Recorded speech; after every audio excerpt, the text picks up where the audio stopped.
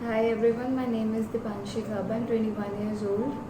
There was trouble in my leg from last 21 days. I wasn't able to move. There was no sense in my leg from last 21 days. I was suffering from a severe pain.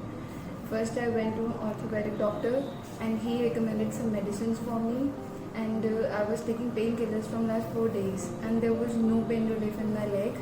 Then I went to medication doctor, he suggested me, then they suggested something else to me, and then I just went to neuropathic doctor. Everyone said that it's a work for neurology, and then he also did the same thing. He wasn't able to understand what's going on in my leg, and he also recommended me some painkillers, nothing else.